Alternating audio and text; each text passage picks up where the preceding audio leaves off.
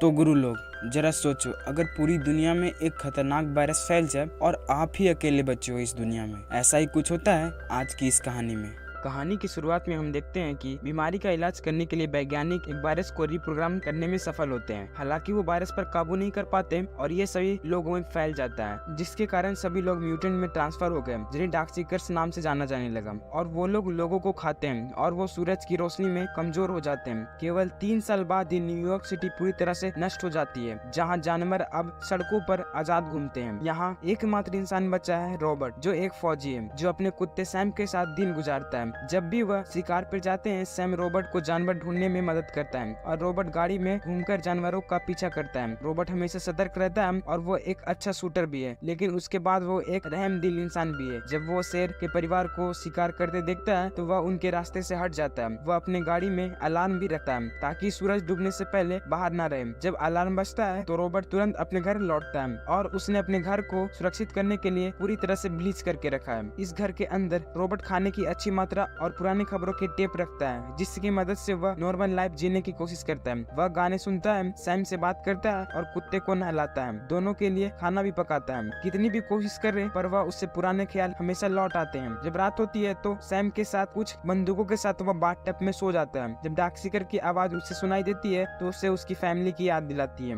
जब वायरस फैलना शुरू हुआ था तब सरकार ने जगह को सील करने का फैसला लिया। लोगों ने डर से सड़कों पर कब्जा कर लिया। जब वे वहाँ से भागने की कोशिश कर रहे थे तब रॉबर्ट ने जल्दी से अपनी पत्नी जोई और बेटी मार्ली और सैम को उठाने के लिए दौड़ा। तब सैम एक पप्पी था, वह उन्हें रिलेटिव के पास भेजना चाहता था, पर जब जोई ने ये सुना कि रॉबर्ट उनके साथ नहीं आ रहा है तो वह बहुत नाराज हो गई, जिससे के कारण उनके बीच एक झगड़ा हो गया और गाड़ी का एक्सीडेंट होते होते बचा। और रॉबर्ट आज भी बीमारी का इलाज ढूंढ रहा है। सैम के साथ एक्सरसाइज करने के बाद वह हर सुबह अपने लैब में जाता है, जहाँ उसने अपने एक्सपेरिमेंट को ट्रैक करना शुरू किया। सैम को वहाँ जाने की अनुमति नहीं है क्योंकि वह संक्रमित हो सकता है, लेकिन रॉबर्ट सारे प्रिकॉशन के साथ जाता है, इसलिए उसके लिए वहाँ पर कोई खतरा नहीं है। लैब में कई बंद किए हुए चूहे जिनमें वायरस है और रॉबर्ट उन पर अपना एक्सपेरिमेंट कर रहा है। रॉबर्ट के सभी सीरम नाकाम हो गए। तभी वह देखता है कि एक छोटा सा चूहा जो ठीक हो रहा है, जिससे वह समझ आता है कि उसे अब ट्रायल का अगला कदम उठाना चाहिए, लेकिन उसके लिए एक इन्फेक्टेड ह्यूमन की जरूरत है। बाद में रॉबर्ट और सैम वीडियो स्टोर में जाते हैं, जहाँ रॉबर्ट ने एक पुतला लगा रखा है जो एक नॉर्मल रूटीन का इल्यूजन बनाने का हिस्सा है। वह उनसे बात करता है जैसे वह पुराने दोस्त हों, और जब वह एक मूवी लेता है तो वह पहले उसे वापस रखता है और फिर दूसरी चूज करता है। वहाँ एक पुतला है जो लगता है कि जैसे वह उससे फ्लर्ट कर रही है। रॉबर्ट सैम से वादा करता है कि एक दिन वह भी उससे वापस फ्लर्ट करेगा। आगे वह दोनों पार्क में जाते हैं, जहाँ रॉबर्ट सब्जियां उगाता है और वहाँ से कुछ सब्जियां अपने साथ लेके जाते हैं। उनके पास अब तक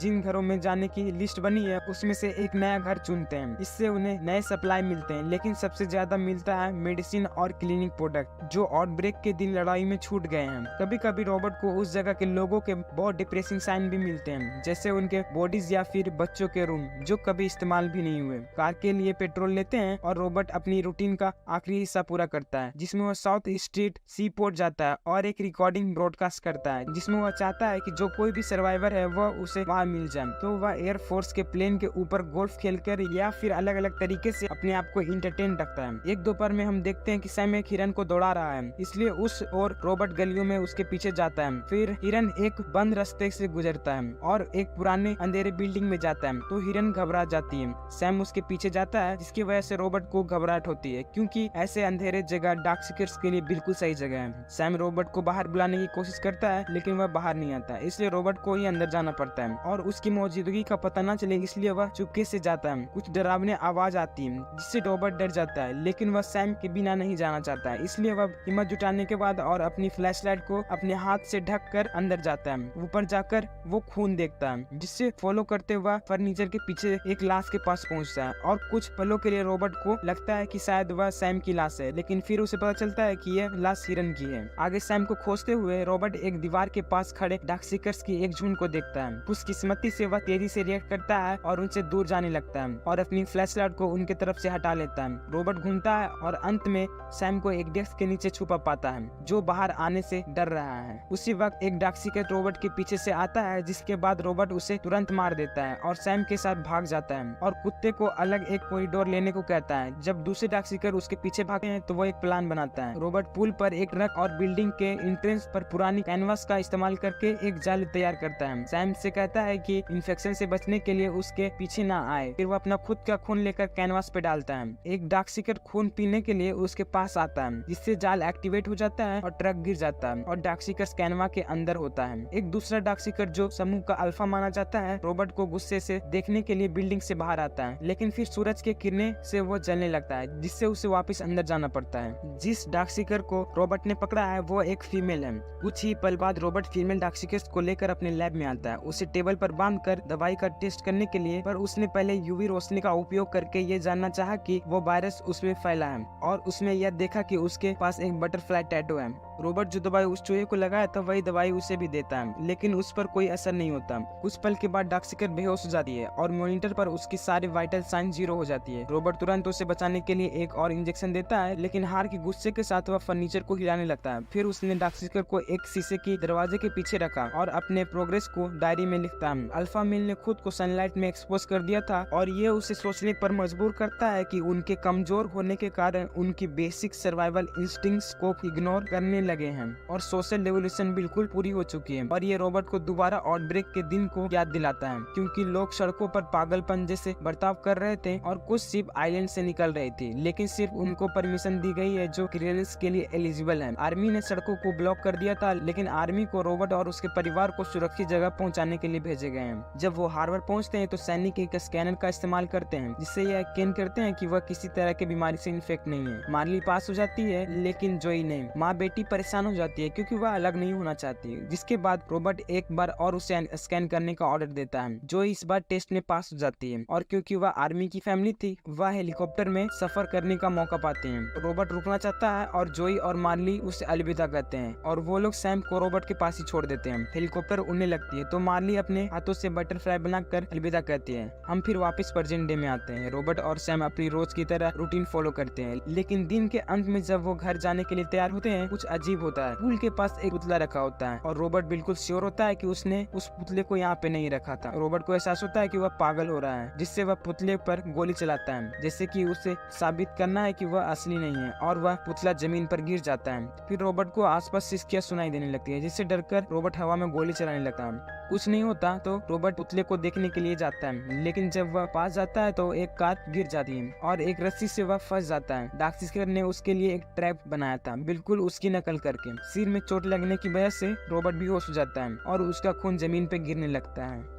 कुछ देर बाद गाड़ी का अलार्म बजने से रोबोट उठ जाता है। सैम अभी भी वहाँ है और सूरज ढलने वाला है, इसलिए रोबोट ने चाकू का इस्तेमाल करके रस्सी को काट दिया। जब वह जमीन पर गिरता है तो उसकी टांग में चोट लग जाती है। अब उसने अपने शरीर को जमीन पर घसीटते हुए चलना पड़ता है। सैम पहले तो उसके पीछे चलता है, लेकिन जब वो एक बिल्डिंग से कुछ भौंकते हुए आवाज सुनता है तो वह रुक जाता है। फिर हम देखते हैं कि अल्फा वहाँ कुछ इन्फेक्टेड कुत्तों के साथ होता है और उनको रोबोट के पीछे भेज देता है, लेकिन सूरज की किरणें से कुत्ते दर्द के कारण पीछे हट जाते हैं। रोबोट खुद को खड़े होने के लिए मजबूर करता है और सूरज ढलने से पहले अपनी कार तक दौड़कर बंदूक को निकाल लेता है और जिसे कुत्ते रोबोट पर हमला करने लगते हैं। एक कुत्ता सैम पर कूदकर उसे काट लेता है, जबकि रोबोट दूसरे कुत्तों से लड़ता रहता है और एक एक करके सभी कुत्तों को मार देता है। सैम दर्द में है, इसलिए रोबोट खुद के दर्द को इग्नोर करके उसे उठाकर लैब में ले जाता है, जहाँ उसे सीरम की एक इंजेक्शन लगाता है। फिर उसने उसे अपनी बाहों में लेकर एक गाना गाया, लेकिन धीरे धीरे सैम का रूप बदलने लगता है। रोबोट के पास कोई और रास्ता नहीं बचता है उसे मारने के अलावा। जब तक वह मर नहीं जाता वो उसे अपने बाहों में रखे रहता है। उसके बाद सैम का अंतिम संस्कार सही तरीके से करते हुए रोबोट अपने रूटीन पर वापस जाने की कोशिश करता है और वह दर्द भूलने के लिए बहुत सारी दवाइयाँ ले लेता है। जब वह वीडियो स्टोर जाता है तो वो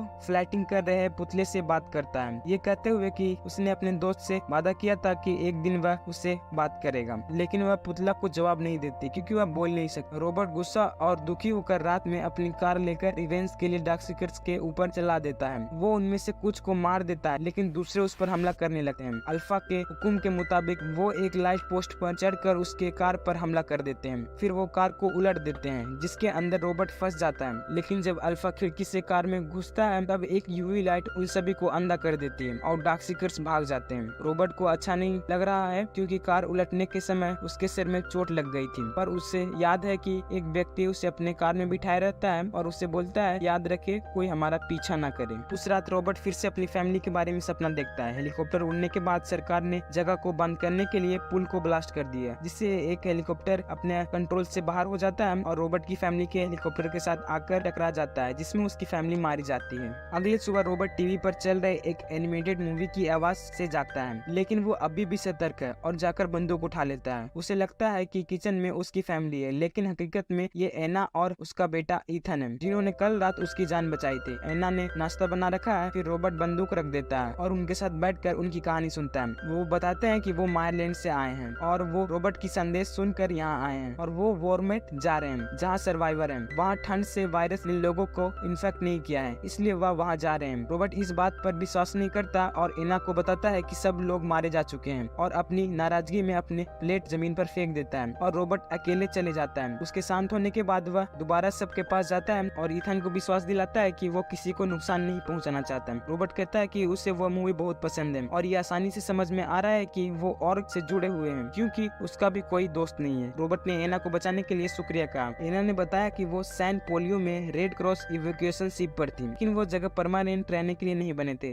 जब एना की टीम सप्लाई लेने के लिए गए और जब वो लौटे तो उनकी नाव चोरी हो गई थी। एना की टीम में 5 लोग इम्यून थे लेकिन डार्क सीकर ने उन्हें मार दिया। एना अब भी वॉरमिट जाना चाहती है लेकिन रॉबर्ट उसके साथ नहीं जाना चाहता और वो बताता है कि वह यहीं रुककर क्योर पर काम करना चाहता है। फिर बाद में वह जगह जहाँ रॉबर्ट कल रात गया था चेक करने जाता है और रॉबर्ट ट्रैप को चेक करता है और पता चलता है कि यह उनके खुद के ट्रैप जैसा है। रॉबर्ट ये मानना नहीं चाहता है कि डार्क सीकर ने ये किया है क्योंकि उनके पास हायर ब्रेन फंक्शन नहीं होना चाहिए जिससे वह प्लान हेट या लव नहीं कर सकते। एना को लगता है कि डार्क सीकर्स इवॉल्व हो रहे हैं। बाद में वो एक तीनों फाउंटेन में मस्ती करने के लिए जाते हैं और जब रॉबर्ट सुनता है कि ईथन ठंडे पानी से परेशान है उसे एक आइडिया आता है। तीनों घर लौट आते हैं और वहाँ रॉबर्ट फीमेल डार्क सीकर्स को बहुत सारे बर्फ पर रखता है यही सोचकर कि उसकी बॉडी का टेम्परेचर बदलने से सीरम को बेहतर काम करने में मदद करेगा। एना लैब में घूमती है और देखती है कि रॉबर्ट ने पहले ही कई सीरम के वर्जन ह्यूमन पर टेस्ट किए हैं लेकिन उसको कोई भी कामयाबी नहीं मिली। बाद में एना को पता चलता है कि ईथन सोफे पर सो गया है तो रॉबर्ट उसे अपनी बेटी के पुराने बेड पर ले जाके सुला देता है। एना रॉबर्ट के परिवार की तस्वीरों को देखती है और वह उसके बारे में बताता है कि उसकी बेटी का नाम बॉब मार्ली के नाम पर रखा गया था जिसे एना पहले कभी नहीं सुनी थी। रॉबर्ट इस बात पर